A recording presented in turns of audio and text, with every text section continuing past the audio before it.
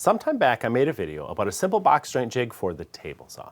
Maybe you call them finger joints, it doesn't matter to me. But you have to admit, it came out looking pretty nice. And a lot of people found the jig really helpful because it was easy and inexpensive to make, and it just worked really well. But some viewers said, I don't have a dado set. Show us how to do this with a router table. So I decided to make a quick and easy box joint jig for the router table. But then I remembered that this is the internet and some folks will still complain that they don't have a router table either. So finally I decided to make a box joint jig that would work with a handheld router. But as I was building it, I realized that I was essentially making a low-cost, quick and easy portable router table that can do so much more than just cut box joints.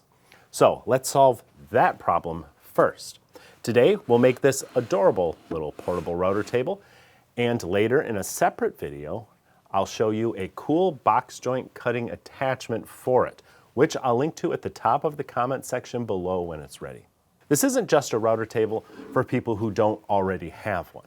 It's also the perfect second router table for folks who want something that can be just stored on a shelf or tossed in the back of a truck and taken somewhere, or dedicated to a specific task that you do often and you want to just keep a router and a bit in it. It only requires a few scraps of wood, something you probably have laying around your shop already. And it can easily be adapted to any router you own, even an inexpensive trim router, which is what I used in this video, making this the ultimate budget-friendly router table. All right, you get why I'm excited about it. So let's get started. I'm taking the base plate off my trim router because we're going to replace it with a piece of 1/4-inch thick MDF.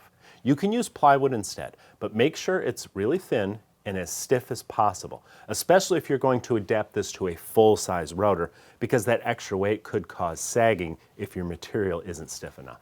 Mine is 12 inches by 12 inches square. You may decide to make yours a bit bigger if you're using a large router. Really, the exact size isn't important, but the two dimensions do have to be exactly the same. So if this is going to be 12 inches wide, it also has to be 12 inches long, precisely. Align the original router plate in the dead center, then mark the locations of your mounting holes. The large center hole gets bored all the way through, but the screw mounting holes must be counterbored, with the larger one going just part way through, and then a smaller hole going the rest of the way through its center. This allows the screw head to sit below the surface of the wood, and it provides some extra room for adjustment. Your router plate should already have these types of holes in it. We're just duplicating them on the MDF plate. So use whatever drill bit matches your original plate. Attach this new extra large MDF plate to your router. You can carefully align it by eye with the center of the collet, but it's best to get it perfectly centered if you can. This will make it easier to remove your router later and then get it back in the table exactly in the same place when you want to. They make centering cones for this purpose. They're inexpensive, and if you can get your hands on one, I highly recommend grabbing one. In fact, you really should use a centering cone anytime you take a router base plate off and put it back on. I'll link to one below this video. The router table itself is simple to build because it's essentially just a wooden box with two solid side panels connected by 4 rails. Notice how one rail is mounted lower than the side panels by about 1 inch. I'll explain why later. The exact size of the box depends on the size of your router and your new top plate. The outer dimensions of the box itself must be smaller than the outer dimensions of the top plate, leaving a slight overhang on all 4 sides. The box height is simply determined by how tall your router is. You want to keep your router suspended above the bench top beneath it. Once the box is finished, put some glue around the rim and drop the router plate on. Be sure there is a slight overhang all the way around all 4 sides. Once mine was aligned, I shot in a few nails to hold it while the glue dried. Finally, apply a coat of paste wax to the top surface. Before waxing the edges of the top plate, be sure they are sanded smooth, but be careful not to oversand because each edge must remain parallel to the opposite, and you still want both of those dimensions to be precisely the same. That's it for the router table. Now let's make a fence. This is primarily made up by 2 main pieces that are 1.5 inches wider than the width of the router table's top plate. The size of the cutouts aren't important. I just used the largest Forstner bit I had to cut the arcs. Then I finished removing the waste with the bandsaw. If you really want to know how wide mine are, you can look at the ruler here.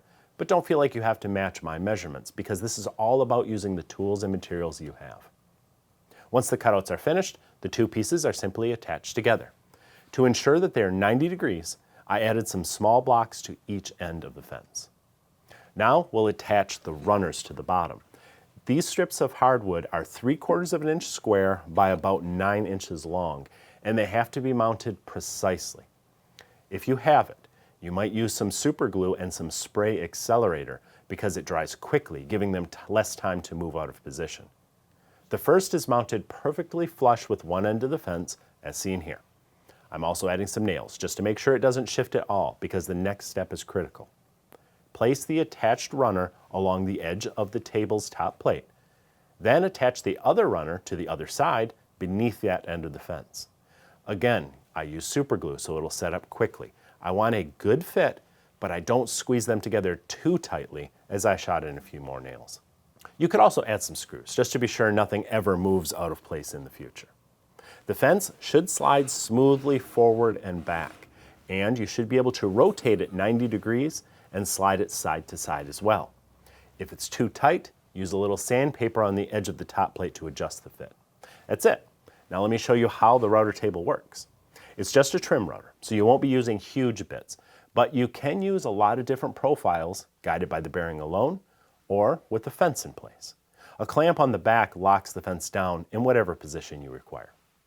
Remember how that lower rail protruded an inch below the side panels? If you place that on the front edge of your workbench, it will keep the table from sliding when you push in that direction. Or you can turn it 90 degrees and hook it on the end of your bench for when you're pushing in that direction. If you have a vise, you can clamp it inside that and the whole thing isn't going anywhere.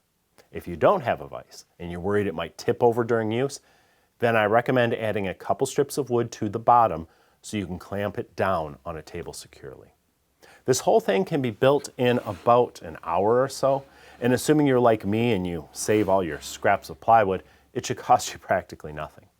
Now in the future, when I make router table tutorials, you can't say you don't have one. In fact, you could throw this in the trunk of your car and you'll never be without a router table anywhere again. Next time, I'll show you how to make perfect box or finger joints with your new trim router table. But first, you gotta see this. The M-Power SBS sharpening station is an idea that was 4 years in the making, designed to provide everything you need right in one place so you can sharpen and strop your tools quickly and get right back to work. It begins with 3 diamond plates. There's 300, 600, and 1200 grit. After sharpening, you pop back on the magnetic stropping plates, which are color-coded to accept 3 levels of honing compound, including 1800, 2500, and 5000. When your tool's razor sharp, everything, including the compound sticks, the lapping fluid, it all goes back in the case.